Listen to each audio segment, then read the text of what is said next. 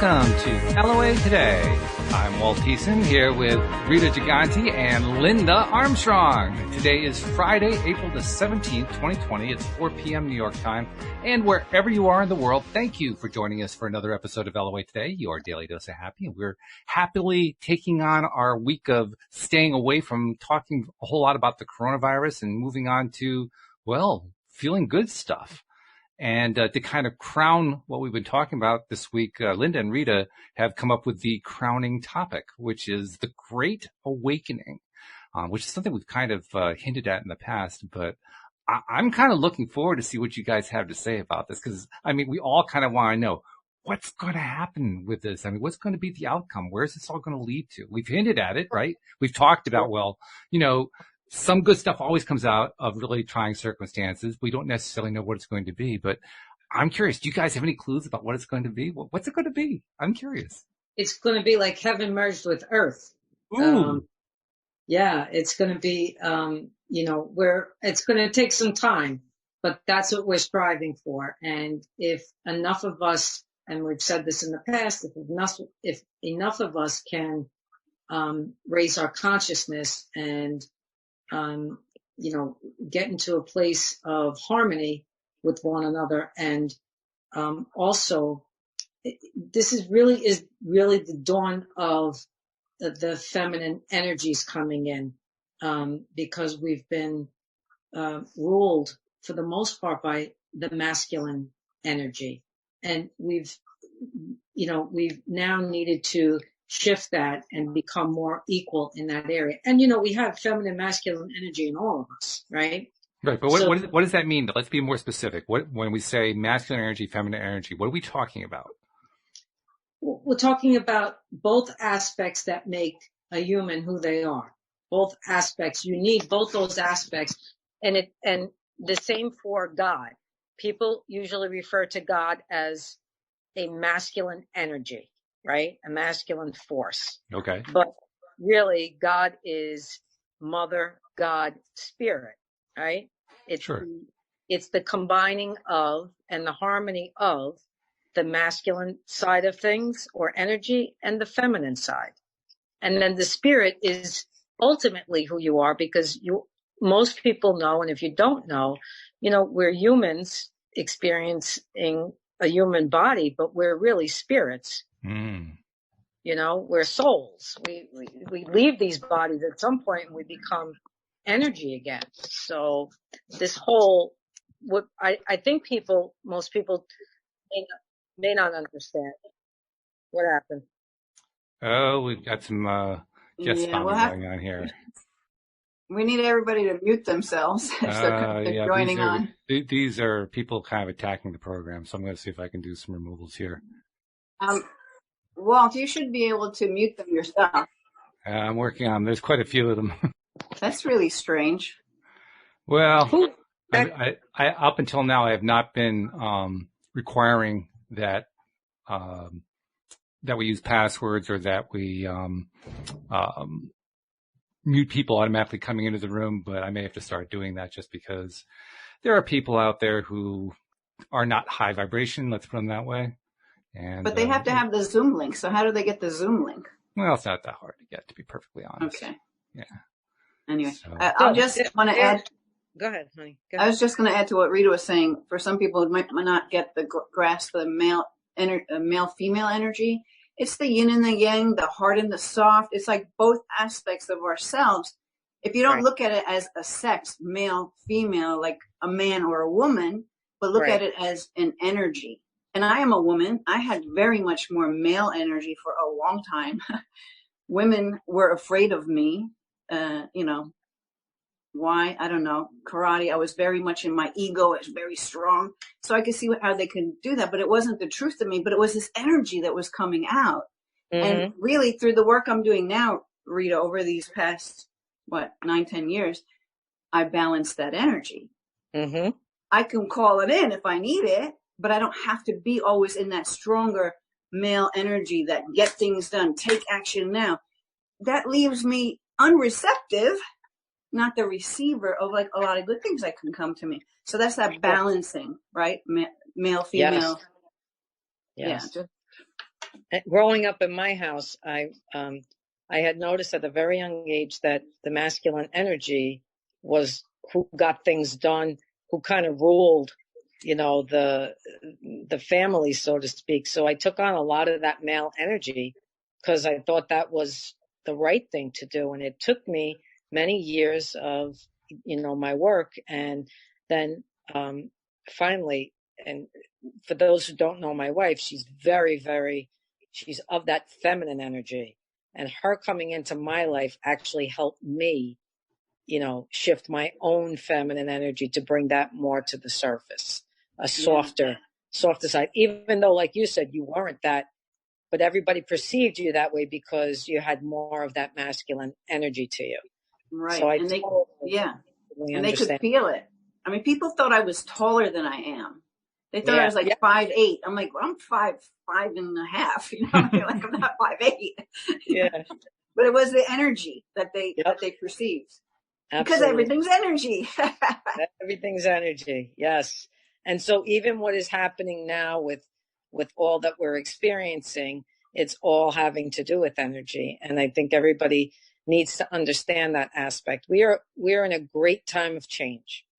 And for those of you who aren't aware of that, this is just, at this point for us, for me, you, Linda, and Walt, this is just a matter of fact. We know we're in a great deal of change right now. And some of it is extremely uncomfortable.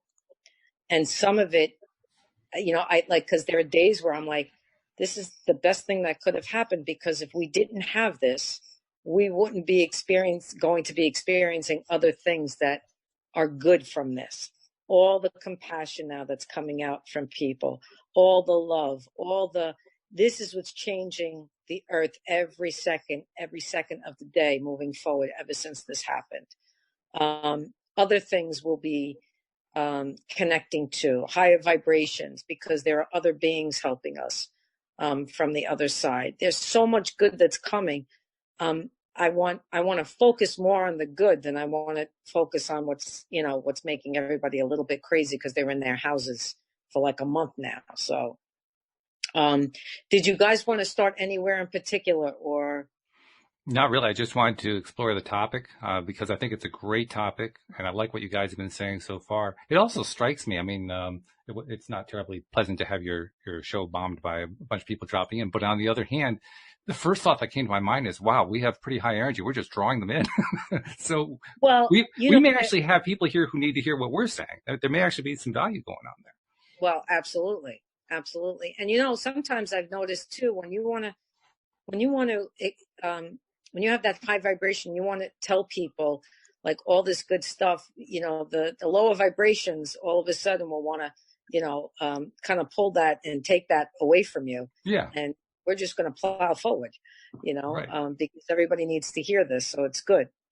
Yeah, it's almost like, I'm going to interject right there, that Please. Even this virus is like another last attempt to try to keep us down, to hold us back from our truth, from really stepping into that higher vibe and going along with the changes of the planet as they occur. We mentioned, you asked before, what's the good thing going to come from this? And this is a bit of a leap, but I'm sure we'll get through this with our conversation today. But things you can look forward to is telepathy, which of course is already raising. People are becoming more and more psychic and more able to feel and sense energy. And it's going to get to the point where we don't even need to speak with our voice because we can understand each other. Like, that's what's supposedly coming in the future. I feel like it's very real. And even like being able to, what's it called? Float. What's that called? Oh, I see what you mean. Like, levitation. Levitation. Right. Like, because energy is going to be different. We're not going to be so locked into thinking it could only be one thing. Like, all the possibilities start to open for us, and abundance is just everywhere. And the monetary system changes and all that. And that money system thing supposedly could be changing sooner than we think. That I agree with you 100% on. It has to. We can't. We're no longer living in that energy anymore. And the reason why we're struggling, I really feel the reason why we're struggling as a collective, as a people, is because we've talked about this before. There's, we came from the third dimension, which is a very, very lower vibration, right? More of a lower vibrational energy. And in that energy, we have greed and suppression and jealousy and fear and anxiety and you name it. All the negative aspects of us are in that dimension. But now, because enough of us have shifted consciously to a higher vibration, we're wanting now to go into more of the fourth and the fifth dimension, which is more about unconditional love, compassion, patience, honesty, truth, equality, across the board, all the positive aspects. Again, we talk about the yin and the yang, right? So because there are some people who are kind of stuck in this third dimensional reality, they don't want to move up in vibration. They like it the way it is. They have all their money. They have their greed. They don't want it to change. They're stuck in that. So enough of us are saying, oh no, we're going in this direction now because we can't sustain this anymore. Because if we keep going like this, we're going to destroy ourselves. Okay. And at this point, we've made it past that. And I'm going to go back a little bit. We've made it past that 2012 mark, which was the deciding factor of whether we were going to stay and do this or we were going to off ourselves and say, let's start all over because this is too much now. So we're at that point. And it only took about 70,000 people to become awakened and enlightened to do that. Okay? Yeah, Rita, I want you to dive into that, but also maybe add in a bit about I've heard it to be 25-something thousand year cycle. You mentioned 24,000 year cycle. Yeah, everybody's a little bit different. Yep. Okay. So, but let me back up a second. Does anybody have any questions so far or comments before I go further? Let's see. We've had quite a bit of conversation about our visitors there for a few moments. Let's see. Madonna Kelly said, keep your eyes open. Don't let the evil people fool you. I think they're pretty easy to spot. That was pretty clear from our little experience. It wasn't hard to identify them. Jeffrey was saying the muses are present for creative spirits whispering in our ears, keep creating beautiful things. And then he raises a question, what world do we want to create? The more we talk about that, the more possible and probable it becomes. And that's a good thing that he brought up, because we begin with possibilities, right? And then our actions decide probabilities. Things we do, the law of cause and effect is going to create what's going to be the outcome. What do we want to create, right now? And enough of us have spoken on this earth to say, we don't want to stay here anymore. We don't want to live like this any longer. But let's back up a little bit because right now there's and you may have heard these terms. People may have heard these terms: the golden age of movement, or the harmonic convergence, or the awakening, or the ascension, right? And these are certain terms that have been with us, all the way back to like 87 is when everybody first kind of became aware of these terms and what was to come in the future. Now, Linda, when you said, Earth works as like a cycle, a cycle. So everything's in cycles. So some people will say, well, it's a 24,000 year cycle. Other people will go by the Mayan calendar, right? Which was like 5,100 something years. It really doesn't matter which one you subscribe to. What matters is that we're all going towards the same place. This is the same place that's called enlightenment. Okay. This is the same place where we call unconditional love, where all of humanity is working with each other to strive for better, to help each other. Okay. We're losing the greed. We're losing the jealousy and the hoarding of the monies, and all of that system has to break down at this point because we can't sustain it any longer. And Mother Earth is showing us that. Okay. And this virus is just a lesson in all of this. That's all this is. Okay. So I want people to see it as not, I've had so many people ask me, why is God allowing this to happen? And this has nothing to do with that. Absolutely nothing to do with God, so to speak. This has to do with things that we have, how do I want to put it? I lost my thought for a second. It's like we created this because we made certain choices here that created more of a lower vibration, which then led to these circumstances. This has nothing to do with God saying, here, have this. It's the law of cause effect. What you do comes back, right? Mm-hmm. You do good, good comes back. You don't, shit comes back. That's just the bottom line. Okay, so I want to make that clear to people that we're not being punished here. This is not about being punished. All right, so. Can I also throw something else in too? Because Sure. you've made a couple of references to the need for the money system to change. And yes, that's actually something that I want to address much more from the mundane aspect than from the energy aspect, because I think it's going to tie in. It's actually a long-term interest of mine. Long before I became involved in law of attraction, I was very interested in the monetary system and how it worked, which is pretty unusual because most people, you start talking about monetary system and the eyes roll back in the head and they start to fall asleep because they have no idea what you're talking about. But It was an interest of mine, so I pursued it.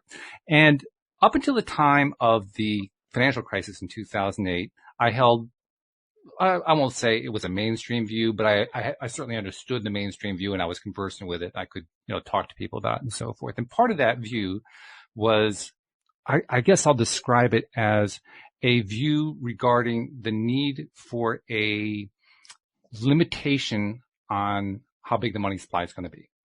And I won't go into all the reasons why that has to be true and all that. That's simply what we were dealing with. And I believed that that was going to continue because the marketplace was so committed to it. This was just like a big, big deal. And then a very interesting thing happened in 2008. Won't go over all the details. I mean, we all kind of remember how painful it was and so forth. But one of the big things that happened, people will remember the phrase, the banks and corporations that were too big to fail. And what that was all about was there were these very, very large entities that the powers that be were afraid if those large entities fell, that the whole system would fall apart. So they did something completely unprecedented. They did something that in monetary circles we call monetizing the debt. And I won't go into what all the details of what that is, but essentially it was a way of taking the bad money and replacing it with good money in a way that the market would not previously have ever accepted. And then the market did something really, really interesting. It accepted it. In fact, not only did it accept it, it went on this huge buying spree, driving the market up over the next 12 years to record levels. Mm-hmm. So basically, the marketplace, the free marketplace, did a 180-degree about face on something that economists had been saying for years would not happen. Right. And that was my first clue. In fact, I just really kind of consciously noticed this and had a conversation with Bill G., who used to be a co-host here on the show, who was also a co-host of mine on a previous podcast I did about the monetary system. So he and I both know this topic really well. And we were talking about this and we were saying, that really is interesting. We kind of all missed that this thing was going on. I mean, we all knew about it, but we missed the significance of it, that there was a big shift that took place. Now, I've also said in the past, and again, I don't even know where this came from when I first said it, I knew that money was going to be different within the next 10 years, completely different from what we had known previously. And at the time I said that, I said, I can't tell you how that's going to be. I don't know how that's going to be. I just have this really strong feeling that's coming through. Well, now I'm getting a better idea of it. And, and what it's going to amount to is most of the rules of money and money supply and how it works are going to shift very substantially and probably within that 10-year period, maybe even faster than that, to the point where 10 years from now, when we look back, we're going to say, wow, we really thought of money that way. It'll be that big of a deal. It's probably going to come sooner than that. Okay. Because this will probably, this decade will be the decade that changes everything. For sure. And probably then I'm gonna give it a span of about 15 years where we come to the complete change. Okay. On where we were, 24,000 years ago, we cycled. Now in that cycle, just so you know, we've gone up in consciousness and we've come down in consciousness, right? the difference between now and then is that we're choosing now to keep going up. Mm-hmm. There will be there doesn't seem to be a need anymore to go down. Okay. Whereas we wanted to learn from each aspect of ourselves, the God self, we'll call ourselves, right? Because we're all an aspect of God. We're at that point where we're ready to just keep going up at this point. Mm-hmm. We're not wanting to go down. So the next 15 years are going to be incredibly, I want to say, there will be challenges. There will be a lot of challenges, but depending on how we move through it and decisions we make about it, that's what's going to make it easier or not so easy. Mm. Okay. But I guarantee you what comes of it is going to be amazing. Amazing. Okay. So, this did start though, in our lifetime, I want to say around between 1987 to 89, like August of 87, the planets aligned in a certain way where they called it the harmonic convergence. And it set us up for the energy that is happening now. Mm-hmm. And that, talking 1987, I mean, I graduated in 85 high school. Mm-hmm. 2 years later, we had this harmonic convergence. And at that time, I knew instinctively and spiritually that things were changing and that I needed to be a part of that. I just didn't know how. Okay. So anybody who wanted to be more aware, enlightened, all of that was being brought to that place. And back then it was a little bit slower.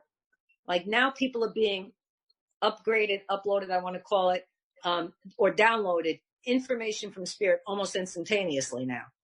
Like there's no, if people say to spirit, okay, I'm jumping on the bandwagon. I want to do this. I want to help the world change. Oh, spirit says, let's go. We can do this in like 5 minutes. Right. You know, they downloads.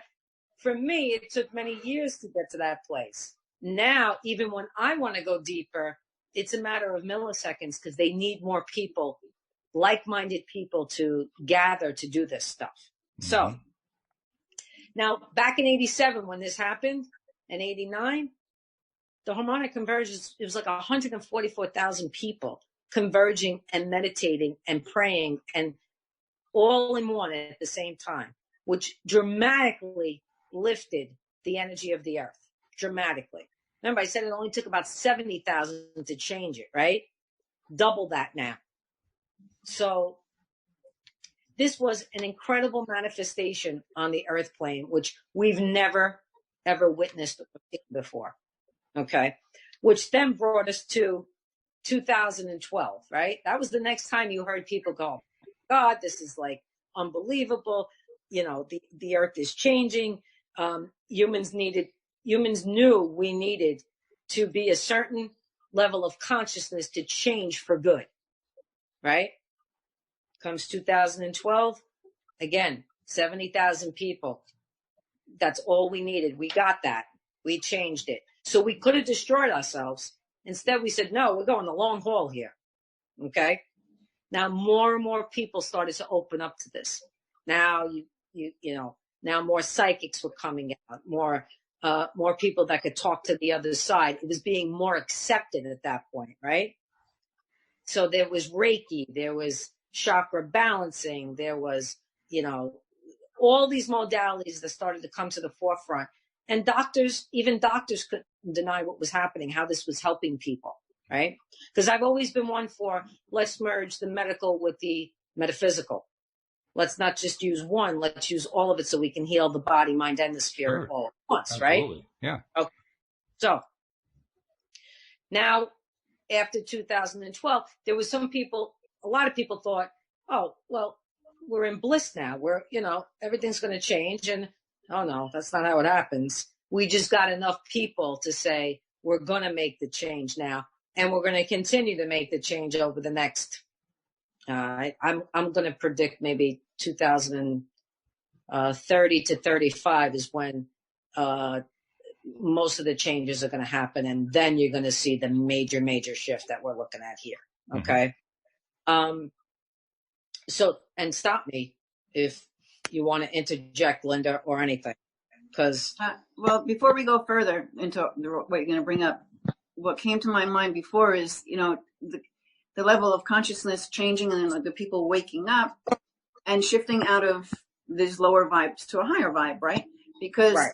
and a lot of things that have happened that were horrible have caused us to come together more and to be able to open our hearts and to be able to look at people in a different way. Like, okay, there is still racism, but it's not like it used to be, right? There's still haters for the gay lesbian crowd, but there's more compassion now than there was. I see a huge difference. It's like no big deal. We're all allowed to love, right? Yeah. So those are just the two things that popped out right away. I'm sure there's so many more of these types of things that used to be, like, I don't know, people having kids out of wedlock or whatever, however you want to look at it. There's so many different things. Right. Now I feel a lot of people will go to their hearts first and say, hey, what, we're going to deny those people to love or those people to live this, like we're being able to have more choice, I think, overall, as to how more freedom to live our lives the way we want to live it. And more of a group understanding, love, compassion, because really we want to move away from judgment and fear and all of that and be able to go, like, that's what's happening. I feel like that fearful stuff or those things that cause those lower energies, they're losing their grasp. Oh, they're losing their grip big time. Yeah. Big time. And so things, man-made things then will start to happen to try and keep the light from getting too close so that they can still rule over the earth. And it's just not going to happen this time. We're going to get through it. We're going to get past it, and we are going to succeed. But here's the thing also, I don't want people to think that they have to be, to go through these changes. You can go through them in a very harmonious way, or you can go through them in a very disharmonious way. And it's, again, what you were saying, that's choice. People just need to choose how they want to move through it. So this happening now, how do you want to move through this? By complaining every day that we have to stay in and social distance, or get on a podcast or get on Facebook or do something to help lift the spirits of people? That's what I mean by choice, right? Because although we're going to go through all these challenges, even with all the challenges, we could make it a better place. And guess what? If we raise the consciousness enough, we may not have to go through all the challenges. Yeah. That's the bottom line. I just want to add to that too. Like, so if this virus was man-made and deliberately put out there, it's not having the effect that those minds wanted it to have. Because instead, it's bringing us more together into this energy of compassion and finding new ways of being and living. It's allowing us to release these lower energies, because I know I have things popping up. I'm like, where'd that come from? And clear it, to let go of it during this time where you just have to be with yourself. There was one more thing I wanted to say, but I forgot what it was, and I'm sure it'll come back. I know there's so much to say, and that's what happens. Yeah. Oh yeah, it just flies in and flies out. Yeah. So Walt, what's your thoughts now? Oh, I've got all kinds of things going through my mind. First of all, excitement. One of the things that flitted through my mind while you were talking about how it doesn't take a whole lot for stuff to happen is I was watching an Abraham Hicks video from just a few days ago, because they're doing, now that everybody's in home confinement, they're doing their stuff from Esther's home. Right. And in the course of the one that I was watching, she made reference to the power of the individual who's in alignment. And she said, the person who's in alignment is more powerful than millions who are out of alignment. And that's really quite a strong statement to make. One person in alignment is as powerful or more powerful than millions who are out of alignment, which really goes to prove it doesn't take a lot. One person can have a huge impact just by getting themselves into alignment and staying there. How many millions do we have in the world? I don't even know how many. Just under 8 billion. 8 billion. 8 billion. And it only took 70,000 to that shift. I mean, it's the drop in the bucket. That's what I'm trying to say. We could, all the stuff, the trying stuff that's coming and happening has to happen for a great reason. In order for us to change, things have to be dismantled and put back together differently again. And that's a good thing. There's nothing wrong with that. We need to look at this as a positive, because the systems that we're living in now aren't working. They're only working for choice few. If you understand what I mean, the top 1%, that's it. The rest of us are all, living the way we need to live, but it can't work like that. We all have to have equality here. And it's fair to point out too. There should be enough food, enough everything for everyone. Not that absolutely, 100%. And we also talk about, people who have a certain consciousness of the way they think, like if they're in that poverty consciousness, right? And they stay there, then that's what they bring to themselves. Mm-hmm. So somehow they need to shift that consciousness to a higher vibration so they don't think that, oh, I have to live in lack for the rest of my life because my whole family did. So that means I have to. They become the victim and the martyr. I'm trying to pull people out of that and say, no, we all deserve everything here like everyone else, and be able to afford it. Yeah, what you're describing there is you're basically describing how the shift is taking place, which is great, and I'm loving that. I want to interject one point, which is, yes, a lot of people have been living in a variety of positions of lack, and to be perfectly honest, that has served them in many ways. I'm not saying it served them in a way that I would necessarily like or that you would necessarily like, but it has served. I mean, there are reasons why people continue to make choices that put themselves into a bad place because they get something out of it. What I think is really cool that is likely to happen here, especially based on what you guys are talking about, is I see it transitioning so that people are going to start deciding they don't want to make those same goals anymore. Not the choices, although the choices are part of it too. The goal setting is going to become different. It's going to become, I'm no longer willing to settle for that low energy stuff anymore. I want something that feels better now. And as soon as that happens, now you got 3-step to 5-step process, depending on how you want to label it. Sure. Really kicking into gear. Talk about rockets of desire. I mean, it's going to be busy out there in outer space, let me tell you. Well, that kind of touches on the fact that we choose, we are the creators of everything in our existence. And so you said that serves a purpose for them to live a certain way, like in a lower, what we would consider a lower energy, a lower vibe. Yeah. Because maybe some people choose to be the martyr. And so they're going to create everything in order to be that energy because they haven't learned that they could be something else whatever it is that's forcing that to be for them. They're getting something out of it. Rita and I want to help these people to not choose that and to choose something else. Because you have the power to do that. But I wanted to go back to the group meditation thing and the effect when a lot of people come together. So there was one, I forget the date. I did it on David Wilcox's channel where he did a group and he had live that night, like 30,000 people. And there were like 5 other known people that I know of doing it that had their own from 10 to 30,000 people doing it. So easily there was 100,000 or more at the very same time doing some sort of a meditation that was led for this same purpose. Right. So, and that has an effect. And one other thing about that, because then I want to get back to all the stuff Rita's got written down over there to talk about. I want to go deeper and we want to get juicier. But, now I forgot what I was going to say, but it'll come back. You see how that happens? Yeah, I forgot. Yeah. Okay. That's all right. Well, actually, I had to do with it. Oh, yeah. I know what it was. Here we go. Okay.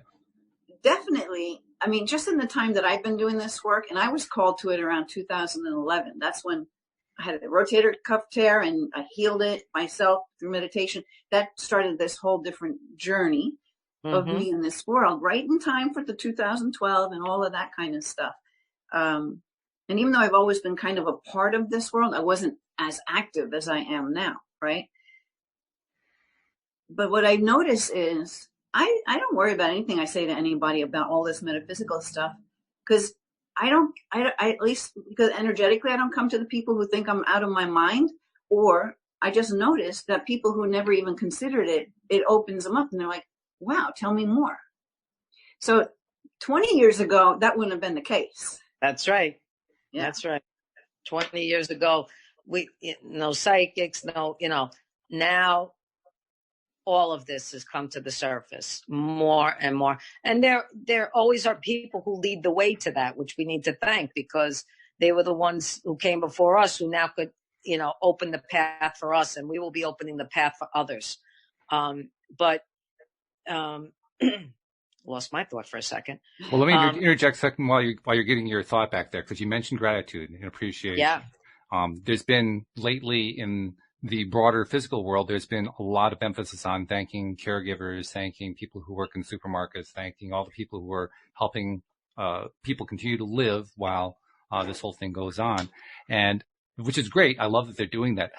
But the thought that kept going through my mind was, I wonder if they understand that when they're thanking people, when they're expressing gratitude, they're actually helping themselves more than they're helping the other person. I wonder if they understand that. They may not, and it doesn't really matter. Right. That's just kind of one of those things that we know about in the background. But I just kind of wonder, are they getting that part? I think when it feels good to be in gratitude. It changes your whole mood. So I think people who are starting to become aware will become aware of that piece as well. Yeah. And I think that that's a beautiful thing. And the more you can be in gratitude and thankful, it connects to God, that source energy, which then, just goes and goes and goes around the earth. It just multiplies. The more you can do it, I think the better it is. I'm curious to know if there's anybody asking questions or want to. They're sharing a lot of very interesting stuff. Nobody's really asking questions, but like, for instance, your friend Donna said, change is ever evolving. If we stop as soon as one positive change occurs, the expansion of more positive changes halts. So it's important to make strides every day. Right. Jeffrey was saying, I want us all to remember to continue to laugh and to have fun. Joy is still the best place to create from. And Josephine was saying, Gary Zukov in Spiritual Partnership says multisensory humans are able to see why so many actions produce consequences that appear to be unintended. They are not actually unintended. Yeah. Before we go on, I want to bring up, because Rita was just mentioning how people have sort of paved the way before us, right? Mm-hmm. And immediately who popped in my head was Louise Hay. Because she started out just by helping people who had AIDS. Nobody was helping people who had AIDS, but she was out there helping it, where maybe the group think at that time was, this is some sort of a punishment for living that lifestyle. That's right. But she did all that work to help these people and to really shift the energy around that, which, I don't think now majority of people don't have that outlook anymore. Now it's just compassion and love, and how can we help this person? Yeah, sure.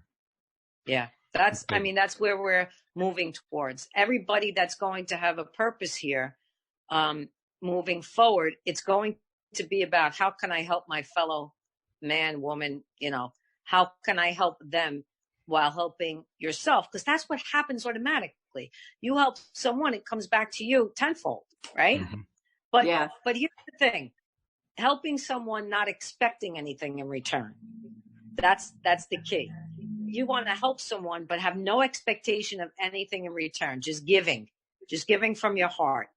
You know what? I love synchronicity, because I just shot a video today. I didn't even edit it yet.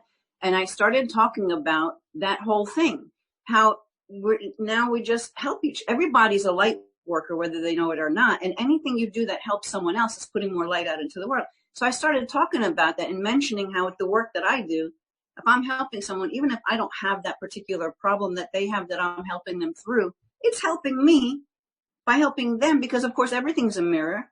We're all connected in one way or another.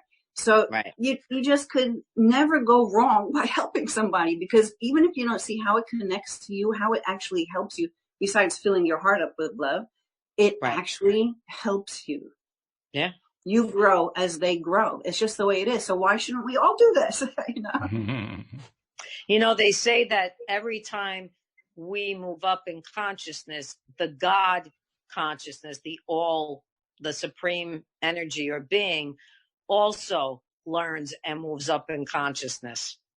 Isn't that interesting? Yeah. You know? Totally. So, at one point, we knew ourselves implicitly. When there was no, let's just say when there was no earth, there was no, no planets, no nothing. We were in the void or the nothingness, right? We knew ourselves. We didn't have to learn anything. It was what it was. There was nothing to have to, no lessons to have to learn. Then the God self said, well, I want to learn a different aspect of myself. In order to learn a different aspect of the self, creation had to happen, right? Creation happens. Yeah. Is the God self splits off. We have the illusion of separateness now, right? And now we're living tons of lives getting back to that one place where we were, which was that void. But now we're not in the void anymore. Now we have planets. Now we have all these creations that, galaxies and things that have been created. But that doesn't mean we can't get to that point of bliss again, that unconditional love.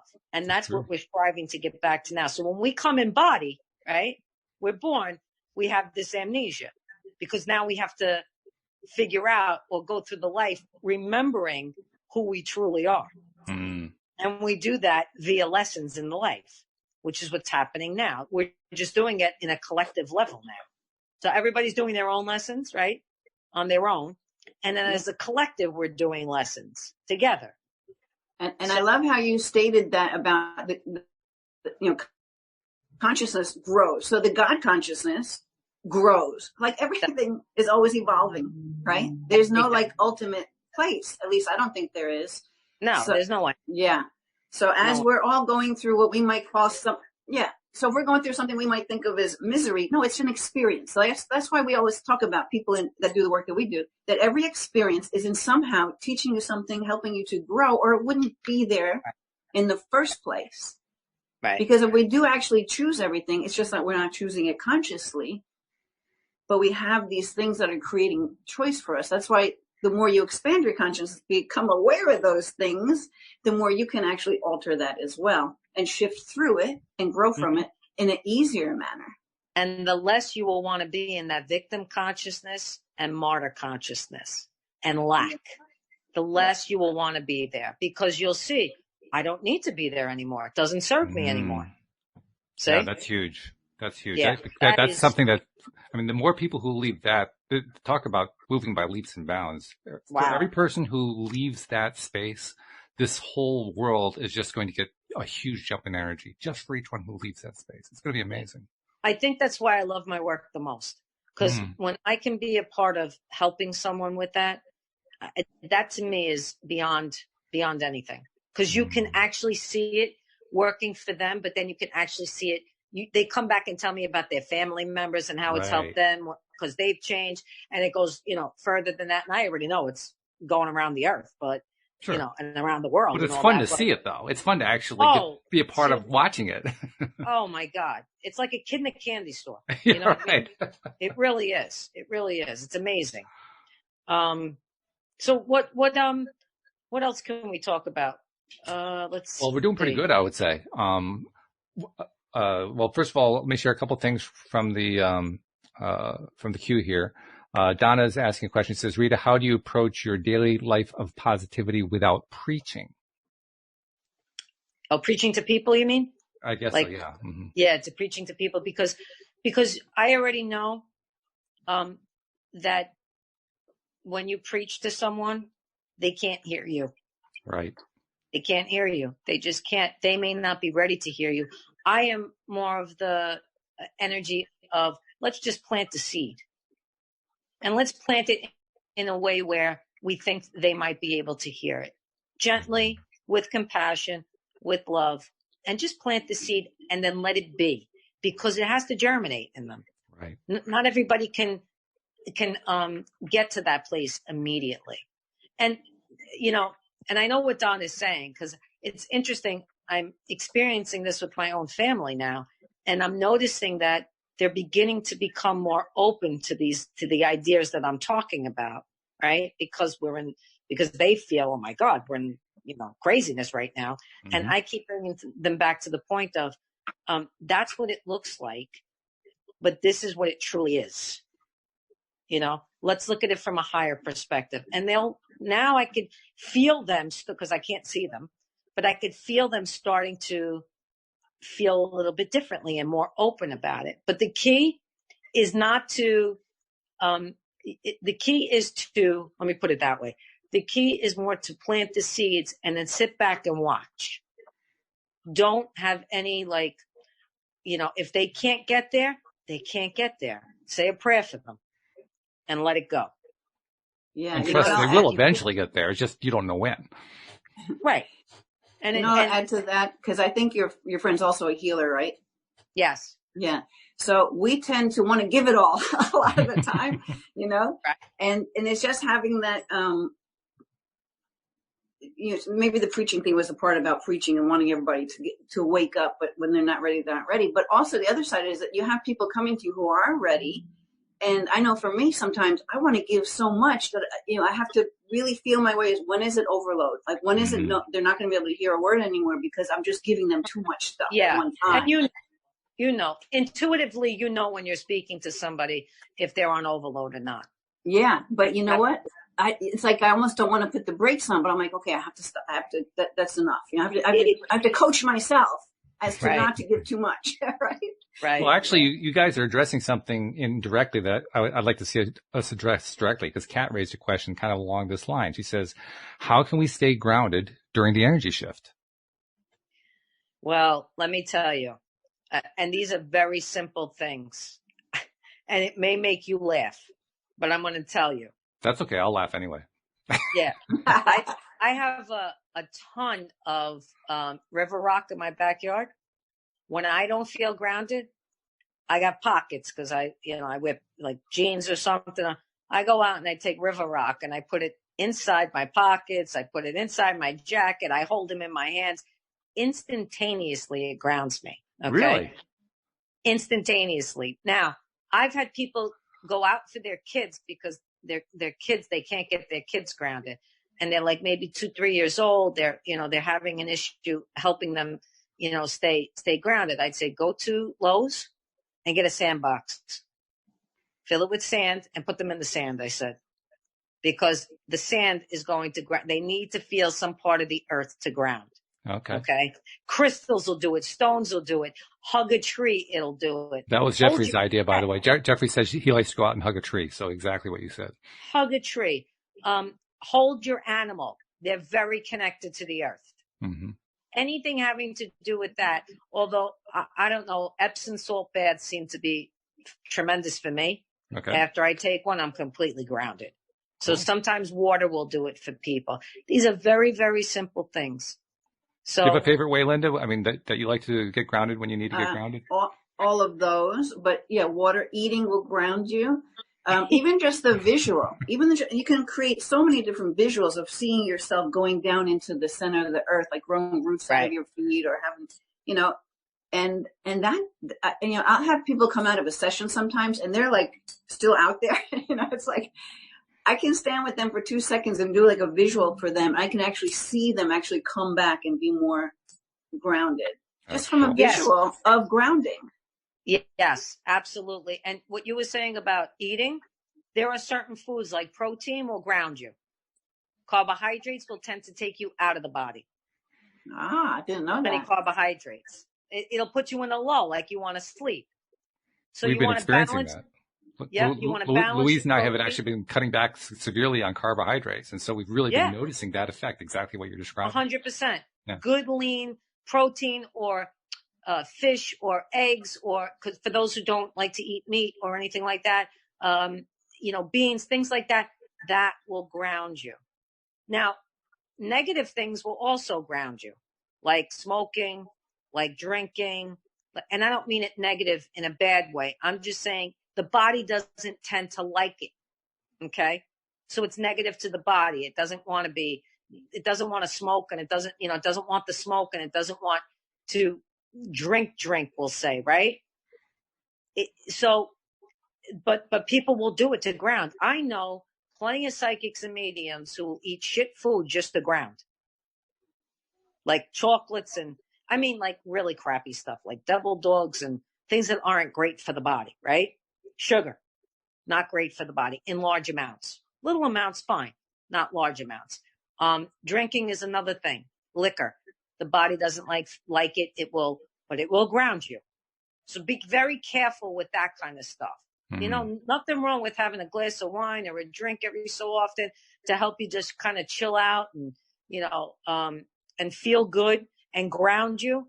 But then we don't want to overdo it because the body just will reject it, you know. Which is what we felt. I mean, Louise has been experimenting with monk fruit sweetener just because she needed to get the sugar out of the life and has made a huge difference just because now she can still, you know, acknowledge and even feed her sweet tooth at times, but without knocking herself out to do it, you know, without wiping out the energy and all that kind of stuff. There's so many sweeteners now that you can use that are good for the body that will not interrupt the sugar in the body. Yeah, so, and with the grounding, barefoot on the grass, you just can't beat that. Oh my God, that is the best thing ever. Yeah. If you're not worried about ticks, do it. I love it. So what I do is I get barefoot and I go on my river rocks and I plant the rocks right under my feet. Yeah. And then I say to Spirit and I say to Mother Earth, ground me this instant. I need to come back into my body. I love it. That's great. Yeah. Sometimes I'm out when I'm working and then I have to get back in, you know? So I hope that helps. I've been kind of waiting for the weather to warm up. We had a nice warm spell, and now we're back into a cold spell, and I'm waiting for it to warm up because one of my favorite ways to ground is literally to go out and take walks. And I've been missing it because it's just been so cold. I didn't really want to do it, you know, but it's going to start warming up this Sunday. I'm hardly... Sunday, 65, get out. I can hardly wait. It's like it's coming. Right? It's going to be good. But don't you feel like a kid, right? You think oh my God, I can't wait till Sunday. Absolutely. You know? Yeah. See, but that's the awesome energy of being childlike in that energy and how it affects the earth. It's, I mean, right now, I'm telling you, if you go outside, especially Sunday when it's nicer, just listen to the humming of the earth. She is like beyond ecstatic because there's not a lot of people on the road. There's not a lot of airplanes flying. So, you know, all the stuff that, you know, the day-to-day things aren't happening anymore. She's getting a break, a much-needed break. So she's very happy. You'll be able to hear her. I promise you. Sounds cool. I like it. And feel it. I like it a lot. Yeah. Part of this whole energy shift I know. is... Oh, I'm sorry. No, go ahead. Part of this whole energy shift conversation, we're clearly talking about not just an energy shift, but an energy shift upward. We're talking like, it's almost like quantum leap type energy shift going on that you're describing. Yeah. When you have that kind of a shift, that's a big change. Yes. And it can be a hard change in some ways for people to handle. I'm thinking particularly of those who are at the lower energy levels and who are really, really, really feeling it right now. Yeah. You guys were kind of talking about, Linda especially was talking about, you know, giving love to people and helping support them energetically and so forth. And that's a really strong idea. Are there other ideas that we can do to kind of help people get through this better? Oh my God. I mean, even if you started out with going for a massage, that would be helpful.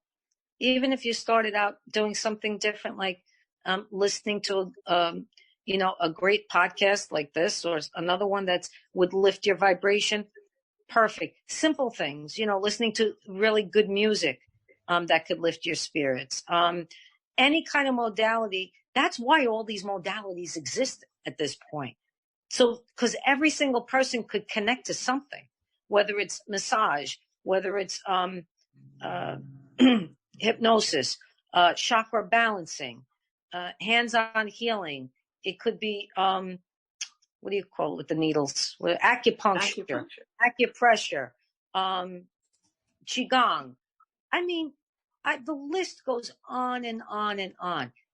Pick something and see if you like it. How about painting? You know, people who are artistic, start to paint or draw. People who are musically inclined, start to play an instrument. You know, these are all things that will ground you and yet bring you to a higher place. Yeah. Meditating for 5 minutes even. For those of us who say they don't have the time have all the time right now. No kidding. Yeah. Where's the excuse at this point, right? You're home all the time. No excuse. So sit down and listen to a 5-minute meditation. They even have 2-minute meditations now that you can listen to. I mean, I'm thinking about all the people who complained over the years. Yeah, but I'm so busy. I have to work all day. I have all this stuff going on. I don't have time for all this stuff. Yeah, well, guess what? You asked for it. Your rocket of desire went out there and you got answered. Here it is. But if we didn't get this whole thing with the coronavirus, we'd still be going at that pace. Oh, probably. Yeah. So that's what people don't realize. Like, this really made a shift, is making a shift in everybody's consciousness, whether you know it or you don't. Now, you have to ask yourself, do I want to accept that change, or do I want to just keep it status quo? And everybody's going to have that opportunity to make that choice. That's a big deal. That's a really big deal. Yeah. Well, kind of along these lines. First of all, you made reference to listening to podcasts to be uplifting, and you I appreciate you pointing out that this one is also one of those. So I want to take a moment to kind of remind people about subscribing to the channel and continuing to take episodes, because we do this 5 days a week, Monday through Friday. And every single one of them is available free to everyone who subscribes. So if you know how to subscribe to a podcast, great. You've already probably done it. If you're not really sure how, we've set up a web page for you, loatoday.net. And at the top of the page, it tells you exactly how to do it, usually in about 1 or 2 clicks. Check us out on YouTube as well. Most of the time, the conversation is great. We're getting some wonderful live streams. Sometimes we're getting, like today, we got a little bit of robot activity, but I'm doing my best to kind of filter them out. But follow us on YouTube too, and subscribe and watch us. You actually get to see us as we're doing this and enjoy the fact. And I don't want to spend a whole lot of energy on the robots, but I just got to mention, our energy is getting so big. Our effort here is becoming so powerful. We're attracting people. People are saying, "Oh, wow, there's a place where we can go and do our nasty stuff." So to me, that's like a sign we're actually gaining ground here. We're actually improving. We are gaining ground completely. What's happening is all those who are not ready to move up in consciousness or shift are having a hard time, like you're saying, right? And their anger and their rage and all of that is coming out because they don't know how to handle the energy moving up. That's all that is. I want everybody to understand that if you're seeing that around, it's because they don't know how to handle what's happening at the moment. And so the best thing to do is send them light, love, and pray for them. Exactly. That's it. Yep. That's true. So good stuff. I always like to leave us with one primary thought to take away that, well, it kind of summarizes what we talked about, but it's more about what can we take away for ourselves to be focusing on, because focus is what we have our biggest power in, right? Our ability to focus, our ability to choose, to select what we prefer and to turn away. No, I don't want that thing. Yes, I want this thing over here, and so forth. What's our best way to stay in that place and really contribute to this shift that's going on? Because the shift, I mean, I'll tell you, you guys got me psyched. I was pretty psyched before, but you got me really psyched here. So you've done your job on that score. So let's take it to the next step. What's the homework, I guess, is what I'm saying. You know what I'll do? We were talking about doing artwork and stuff. Well, I've been, playing, making these cubes with different. So this has 6 different words on it. Let's see what word. And the purpose is you throw it up in the air, you catch it. Joy. Ooh. All right. So that's the word we'll leave you with. The word joy. See where you can find that, where you see that. Or, if you start paying attention to all the different places where joy is showing up, a lot of times we're just not paying attention. But now we have this time, right, where we can actually maybe breathe a little and look around. So see where you can notice joy and how you can bring in more joy. I love it. And I'll let Rita go with answering the takeaway, maybe the best takeaway from today's talk. Yeah, there's a couple of things, and one is honor yourself, and look inside of you and see where you want to make the changes, because everything begins with you. The only way me and Linda and Walt does this work is because we've gone in and we've looked and we've seen the things that we wanted to keep and other things maybe we wanted to change and shift. So this is the time to do that. Reflect on you. Go in and see the things. Know that you have a choice to make a different choice if that's not the one you want, and then above all, help someone you love. Help someone you don't love. How's that? Even better. That's a challenge. That's a real challenge to do that. Absolutely. Yeah. Connect to, listen, there are many people out there who you may love or not love or this or that, or you had in the past, and nobody says you got to be their best friend. But if you sent them love and you sent them good energy, that changes everything right now. So those are the three things I think, and I love the whole joy thing. I think that's fantastic to focus on that, and then focus on something you may want to shift, and then help someone in the process and watch it build, watch it shift. It's a great thing to practice too, because the first time you do something like that, it can be a little bit of a challenge. Like, oh, geez, do I really want to help this person? I mean, they're so low energy. I don't know if I really want to do that. But when you try it, and first of all, you find, well, it didn't hurt any.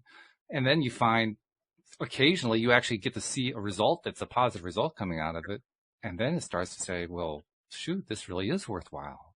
Maybe I really should be doing this more often. Right. This is actually going to pay off. That's right. Yeah. We need to get past the separateness. We need to get past that separateness. We need to know that we are all one here. There's no difference between me, you, and the next person down the block. It's a good thing. It's a very good thing. Well, thank you, ladies. I Thank love you. this episode. This is a good one. Thank you very much for all the insights. Thank you, live streamers, too, and especially thank you to our podcast listeners as well. We'll see you all next time here on LOA Today. Goodbye, everyone.